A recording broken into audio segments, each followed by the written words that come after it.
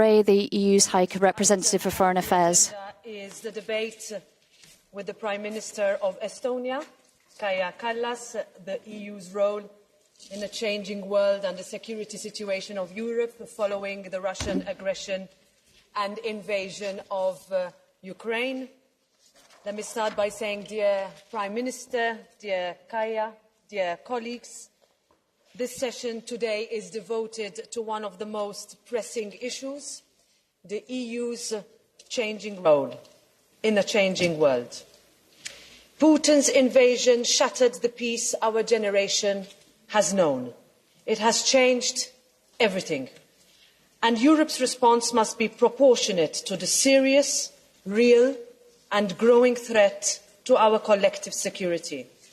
So we need to reassess the European Union's role in this new world. We need to boost our investment in defence and in innovative technologies. This is the time for us to take decisive steps to ensure the security of all Europeans. The time to build a real security and defence union and reduce our dependencies on the Kremlin.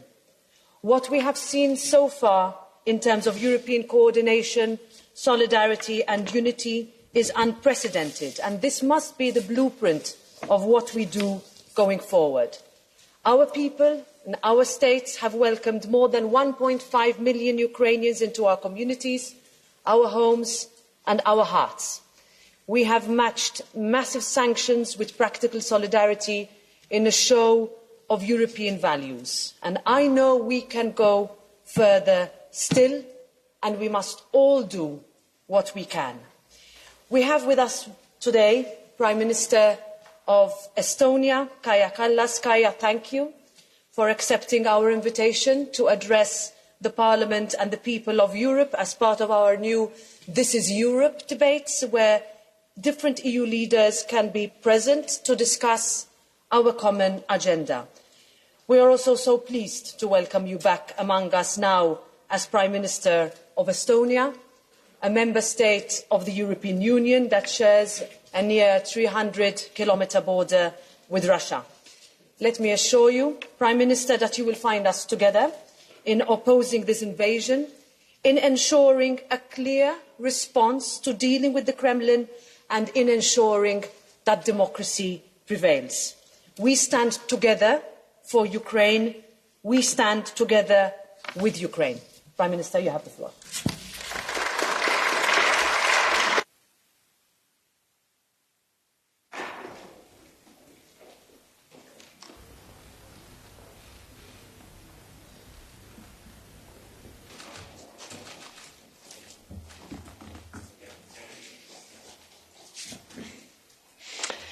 Honourable President Metsola, esteemed members of the Parliament, dear guests. It's an honour and a privilege to be speaking here today. The European Parliament is not only a house of European democracy, it has also been my political base for 4 years. So here I feel at home, I feel among friends. Sadly, our fellow Europeans in Ukraine cannot say the same. They are fighting for their homeland, for their loved ones, their freedom to choose their own destiny. The Ukrainian armed forces are putting up a fierce resistance that President Putin did not expect. Ordinary people are on the streets showing the flag to the invading army, inviting them to go home. Ukrainian farmers have become famous for towing captured tanks back home. One story circulating on social media even speaks of a woman who downed a Russian drone by throwing a jar of pickles at it. Later, she contested that it was a jar of pickled tomatoes. How, asked the commentator, did they expect to occupy this country?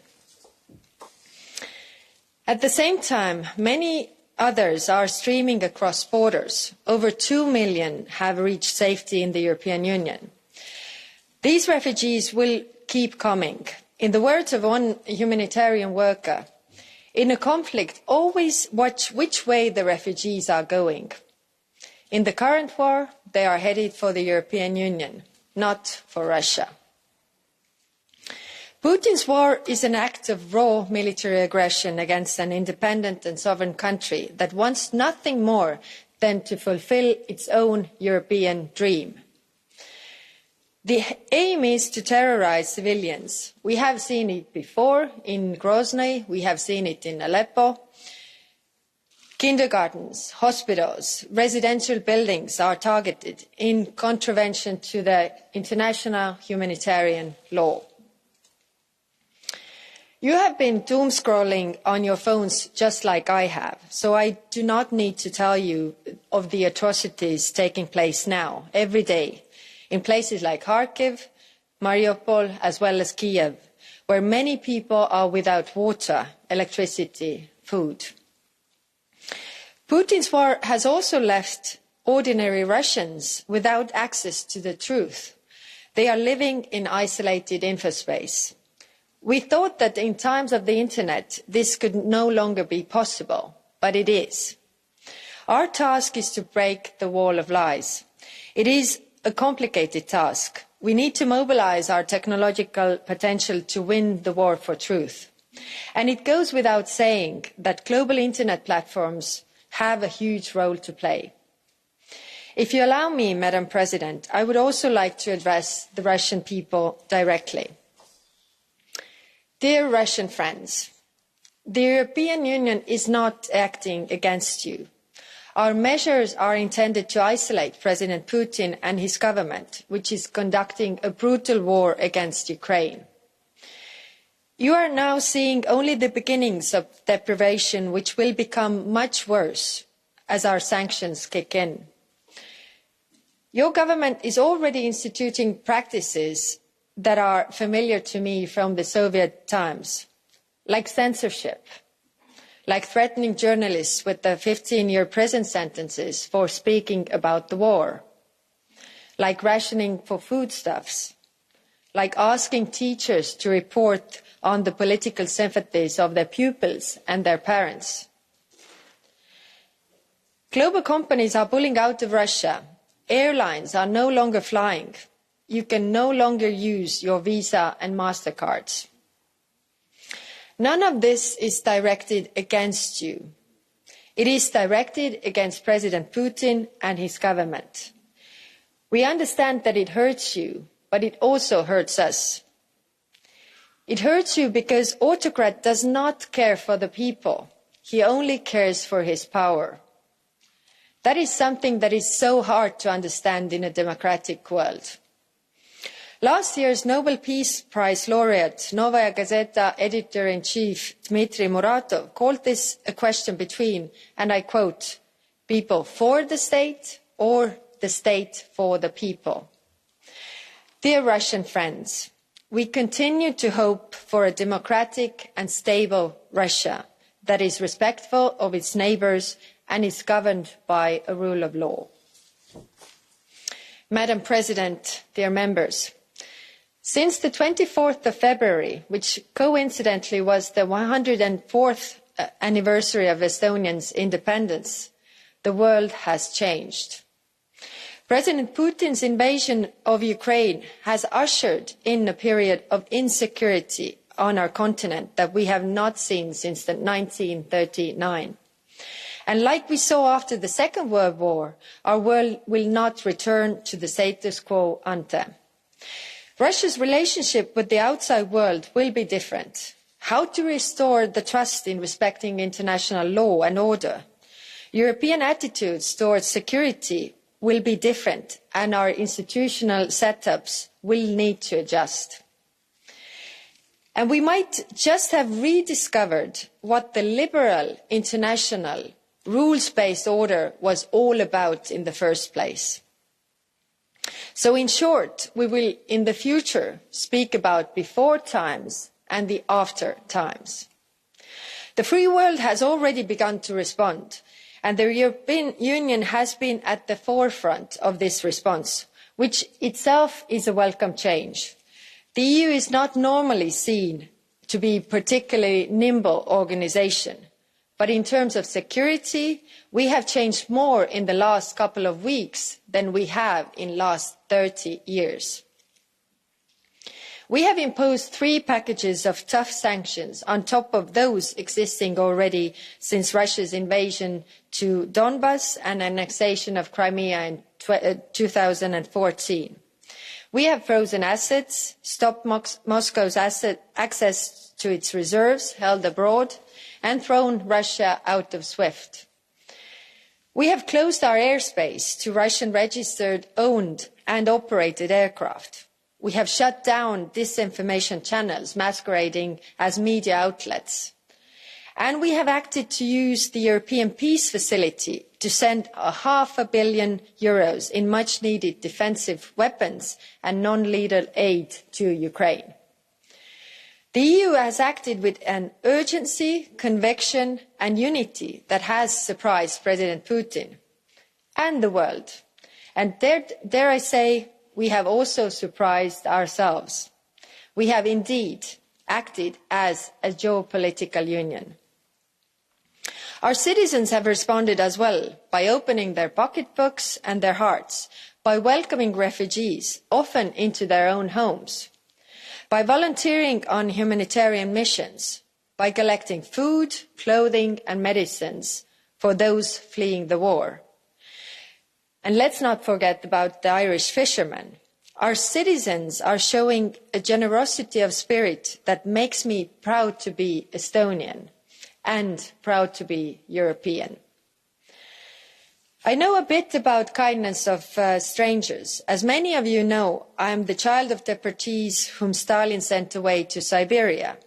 My mother was just 6 months old when she was deported on a cattle car along with her mother and grandmother to what Estonians call the cold land. It was a stranger who gave my grandmother a jar of milk that kept my mother alive during this journey. It were strangers who dried the baby's diapers on their skin as it was the only warm place in the cattle car. And it were strangers who helped in untold ways when they were allowed to return to Estonia. So you could say we Estonians have some experience in being deported and fleeing wars. And we also have some experience with Russia, which we have been trying to share with the European Union since we joined. It was 78 years ago today when the Red Army bombed my home city, Tallinn, to the ground. But my mother, the same baby who took her first trip abroad to Siberia, always taught me that it was impolite to say, "I told you so." Madam President, dear members, we are in this for the long haul. We will have to exercise strategic patience because peace is not going to break out tomorrow. Russia expects us to make a step back soon. As Dmitry Medvedev explained to Putin in a recent public meeting of the Russian Security Council, and I quote, "Sooner or later, they, the West, will get tired of their own initiative. They will come to ask us about returning to discussions and negotiations regarding all the matters of strategic security." End of quote. Putin will come to test us, and yes, we will have to resist. That means that we need to keep supporting those fighting for Ukraine's independence, while giving time for the sanctions and isolating measures to work to their full capacity. This will require a sustained effort from all of us, but we need also to think about what comes next. I see 2 areas of action. First, we need to hardwire our fundamental change of heart into policy of smart containment. We all want a democratic and secure Russia. This House expressed that desire last year when it honoured a Russian opposition leader, Alexei Navalny, with Sakharov Prize. But what I mean by hardwiring is that we need now to consolidate with the free world, what the free world has accomplished in the last weeks, and build on it. We need to do this together with our trusted transatlantic partners and others who are like-minded. And there are many like-minded partners. If you look at last week's UN General Assembly, the vast majority of the world community, 141 states, voted to condemn Russia's military aggression against Ukraine. This vote demonstrates not only a victory of multilateralism, but a win for the rule of law. We also need collectively to give our strongest support to the International Criminal Court once the time comes. Last week, ICC prosecutor Karim Khan announced that 39 state parties to the Rome Statute had referred the situation to his office. This enables him to go ahead with the investigation in any past and present war crimes, crimes against humanity and genocide committed on any part of the territory of Ukraine by any person. Here in the European Union, we need to push harder and faster to cut our energy dependence on Russian gas and oil. Because we have already committed to the green transition, this will be a win-win for our energy independence, but also good for the planet. We also need to move quickly to synchronise Ukraine's power grid with that of continental Europe and make sure all parts of the EU are synchronised into that continental grid as well. Turning to defence, our decisions of last week to use the European Peace Facility to assist Ukraine are but the first step towards strengthening our own continental security. We must transform our deterrent posture into a defence plan. I am mindful that not all European members are NATO allies. When my father was leading the Estonian negotiations to join NATO, he was often asked, "Why do you need this? Russia does not pose a threat anymore." Well, we knew our neighbour then, and we also know our neighbour now. I can only be grateful to the decision to join the Defence Alliance, but being part of the alliance also comes with the obligations. The 2% of the GDP defence spending target must become an absolute minimum requirement. Estonia decided this already 10 years ago. And allow me here to thank Germany for having taken the previously unimaginable decision of raising its defence spending to 2%. All of Europe thanks you. Let me say here clearly that as we strengthen European defence, we need to work hand in hand with NATO. Time after time, we have agreed that stronger Europe means stronger NATO, just as stronger NATO implies a joint declaration between the EU and NATO on the matter.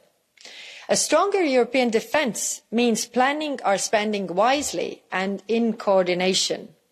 We must concentrate on those capabilities that are too expensive for any individual member state to develop on their own, such as longer air defence, including missile defence.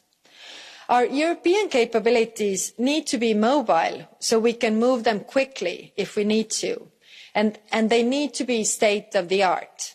Russia may have an enormous military force, but we can compete with quality, breakthrough technology. I urge all member states to submit only PESCO projects that bring technological innovation to the table. And here is a sobering thought. In stepping up European defence, we must find a consensus within the EU that sometimes the best way of achieving peace is the willingness to use military strength. These are my thoughts on the need of policy of smart containment. Let me now turn to the second area where we should concentrate as we think of the post-war order. And this is the future of Ukraine. Madam President, dear members, Ukraine came under attack in 2014 because it wanted to join the European Union. It came under armed attack on the 24th of February because it seeks to take its rightful place among us. It is in our interest that Ukraine becomes more stable, more prosperous and solidly founded on the rule of law. I know from Estonia's own experience that this is how it works. But it's not only in our interest to give Ukraine a membership perspective, it is also our moral duty to do so. Ukraine is not fighting for Ukraine, it's also fighting for Europe. If not now, then when? I thank you for your attention.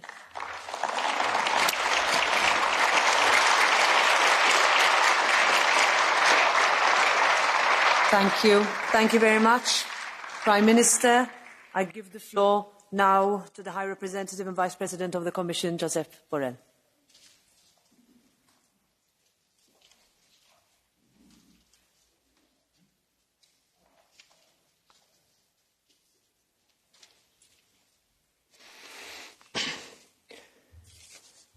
Madame la Présidente du Parlement européen, Madam President, Estonia, Ms. Kallas, members of the European Parliament, thank you to the Prime Minister of Estonia, Ms. Kallas, for setting so clearly what is at stake. Her presentation has been so complete that I'm afraid it would be difficult for me not to repeat what you have already said. I will try. I will try not to repeat what the Prime Minister has said and you already know.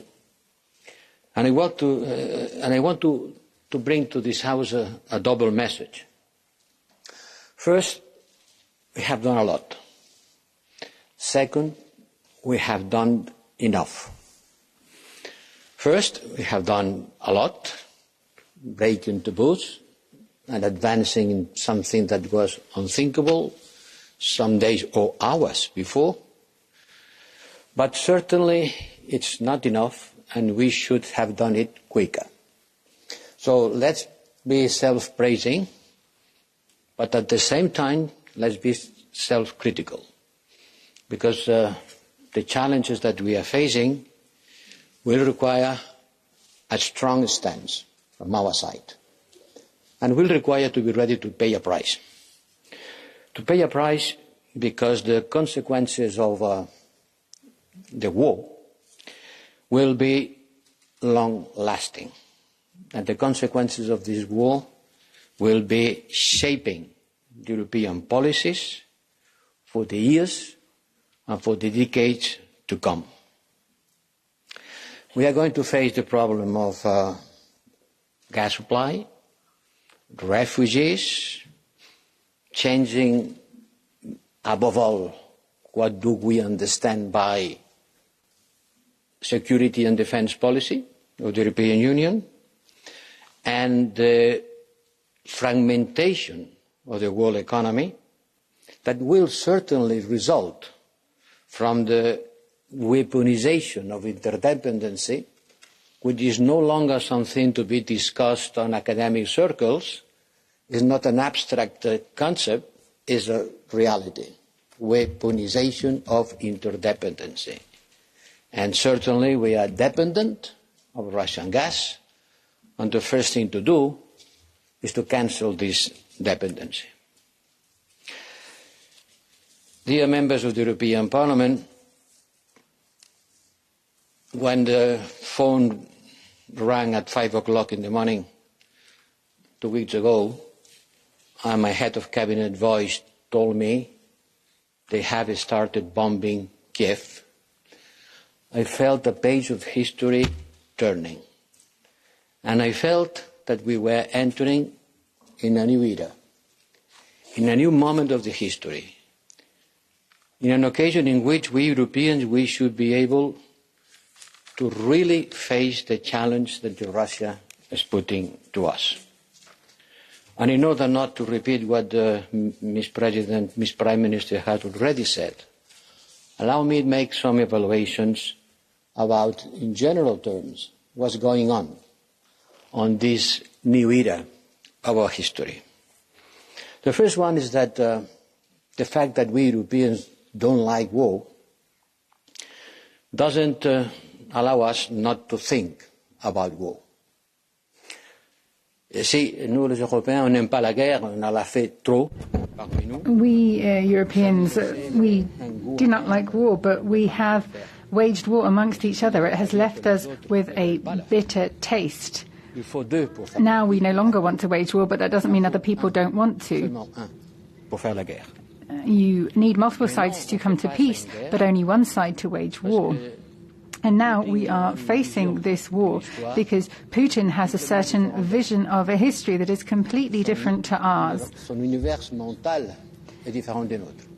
His way of thinking is completely different to us, and that is why he has done what he has done. That is why we need to face this knowing that he is mistaken. Putin believed that Ukraine was weak and servile, but he has met a strong and resistant country. He felt that Europe was too weakened and divided and too dependent on its gas to show a united front. He felt that the United States were too concerned with China to look to what was happening in Europe. He thought that the division between Europe and the US was sufficiently wide, so we would not unite as we have done. He thought his army would be capable of crushing Ukraine in just a few days, in occupying Kiev and putting in place a puppet government. But all of this has not come to pass. This war will continue, and we will have to deal with the circumstances as they come. One of the considerations we have to look at is our economic global interdependence, but that does not change the relations and powers of force. Our trade relations are a good way to build a peaceful world, but it is not sufficient. It is not sufficient when faced with people who do not share our values of liberal democracy. I believe Lenin said when speaking of capitalists, they would be willing to sell almost anything if it brought them benefits to themselves. And he believed, Putin, that the Russians would be sufficiently strong that we would back down in the face of war in Ukraine. He believed our energy ties with Russia would paralyze us. Now, it's true we are affected by our energy ties. When it comes to oil and gas, we are paying the equivalent of the amount of assets that have been frozen, owned by the Russian central bank. So we have blocked these reserves, but we haven't stopped the flows. Now, obviously, these reserves are an accumulation of these flows. Now, he put aside certain currency reserves in dollars and euros to put them into Chinese currency, for example, currencies that were outside of our control. So the first thing that we need to do is to cut the umbilical cord that links us with the Russian economy. We need to stop these flows that allow them to gain assets to finance this war.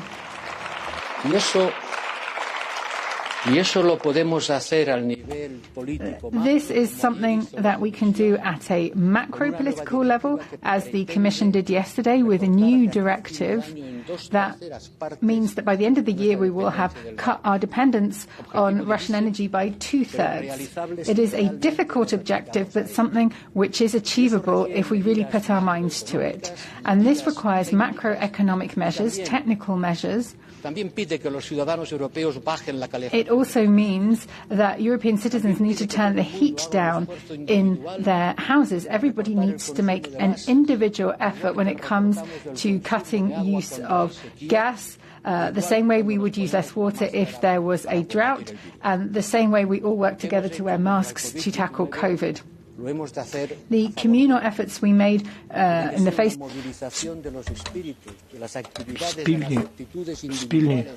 en un compromiso colectivo para hacer frente a una tarea que es sin duda histórica. We need to make a collective commitment.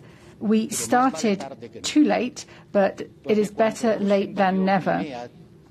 When we saw the invasion in Crimea, we knew we had to reduce our dependence on Russian energy, but actually we only increased it instead of decreasing it. And now it is high time that systematically, permanently, consistently, we reduce our dependence on Russian oil and gas.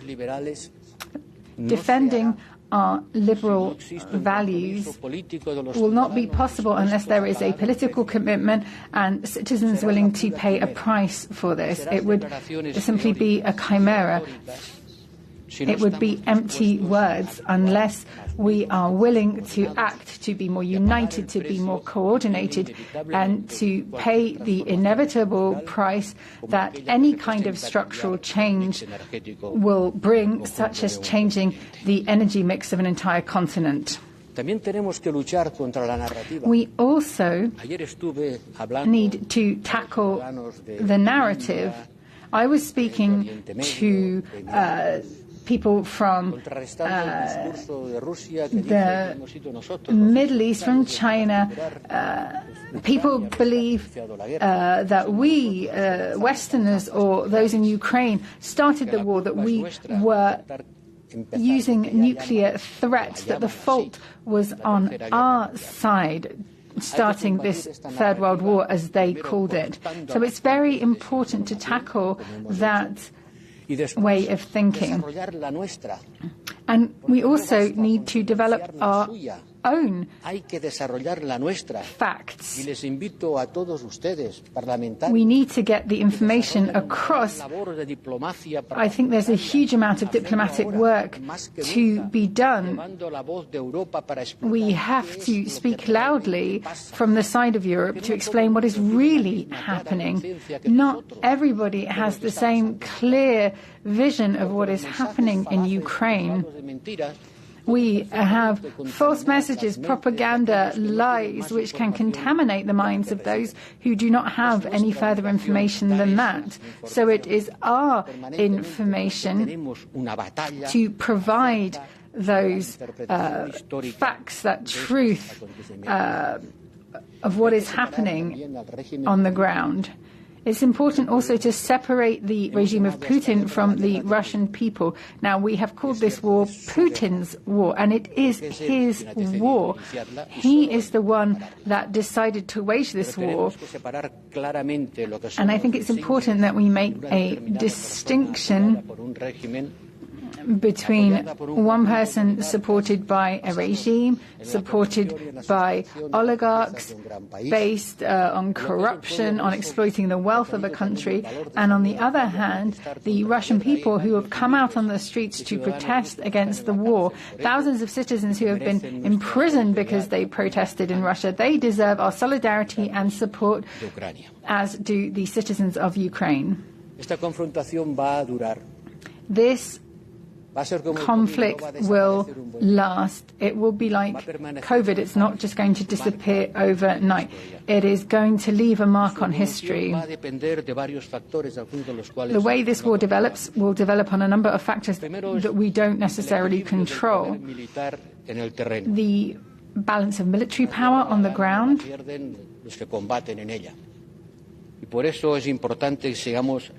I think it's important, therefore, that we provide military support to the people and to the army of Ukraine.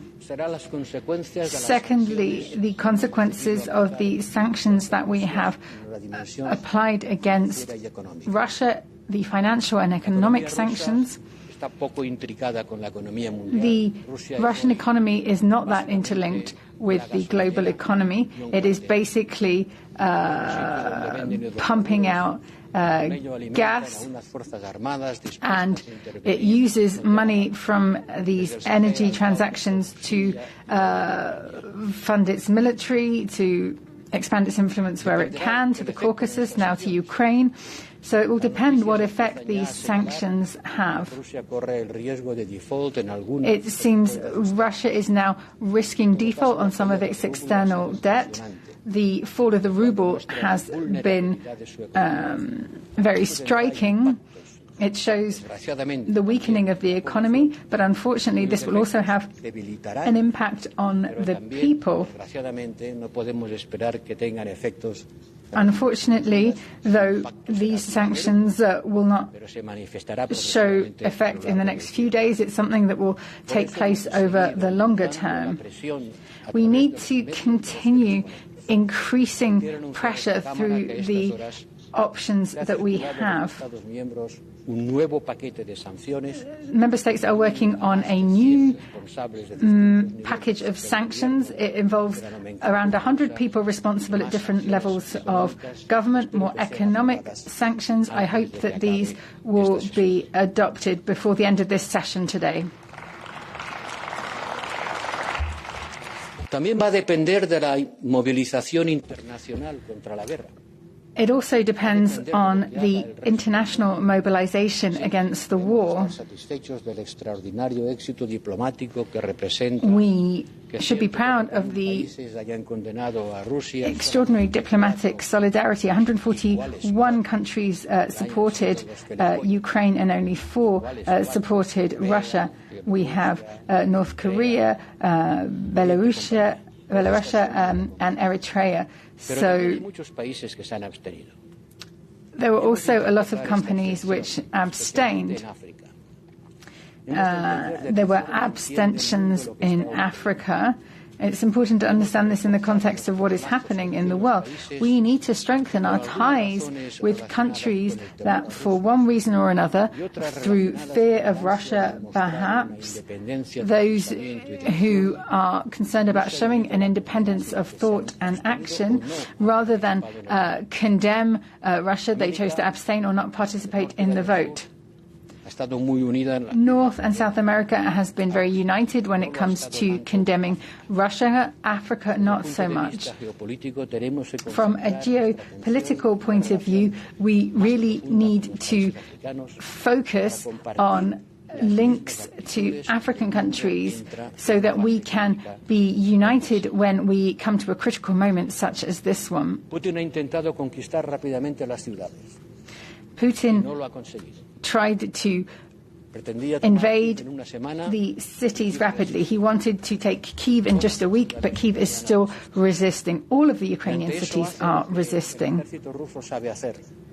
The Russian army is doing the only thing it knows how to do in response, bombing. It did this in Aleppo, across all of Syria, in Chechnya, and it will do the same now in Ukraine, without any concern for the civilian casualties. There are humanitarian corridors being opened, but on the condition that they lead to Russia, and then bombing people when they try to use these humanitarian corridors. We condemn this in the strongest possible terms. Now, there is more diplomatic work that needs to be done. We have condemned this strongly, but we also need to continue working to try and achieve a ceasefire, to have peace talks between Ukraine and Russia under the auspices of the United Nations. We need to rethink what we want to do here. When we will activate the articles of the treaty that promise that Europe will build a common defense system, not in parallel to NATO, but a complement to NATO. We need more commitment, more political will. We need to increase our security, our defense. Let me say, I think it's very good that Germany has taken the first step along this path. Nobody likes to say to their citizens that they're increasing their military efforts. We all prefer a carrot rather than a stick approach. But when the Helsinki agreements were signed, we saw around a 4% spending on defense of GDP on average. And now we have 1.5% of GDP spent on defense. So from 4% to 1.5% during a period of 50 years of peace. Now, that could be justified when the dividends of peace were used to improve social security, for example, well-being. But now, when we look at the challenges that we are facing, it would be to ignore reality if we did not do the necessary awareness raising and explain to our citizens that our way of life does come with a cost. We want to have everything organized very neatly, like a formal French garden. But out there, the jungle is growing. And if we don't want the jungle to invade our neatly manicured lawns and garden, we need to do more than just maintain it. We need to defend it. From Gibraltar all the way to the Caucasus, we are surrounded by a ring of fire, including, amongst others, Russia. If we look at the Caucasus, if we look at Syria, if we look at the Sahel, Europeans need to understand that these bombs falling on Kiev, that is a wake-up call from our dream of well-being and prosperity. We have to face these challenges. We did not look for these challenges, but these are the ones that we face now, and Ukraine is our number one priority. Please use less gas. Reduce our dependence on Russia as they attack Ukraine. Make more commitment to our collective defense. That is an obligation under the treaties, and I think we have not paid sufficient attention to that up to now. Thank you. Thank you. I now pass to the speakers on behalf of the political group, starting with the EPP group. By Josep Borrell, the EU High Representative for Foreign Affairs, and Kaja Kallas, the Estonian Prime Minister. Kallas obviously addressed the Russian people, saying that we need to differentiate between Putin and his authorities and the actual Russian people.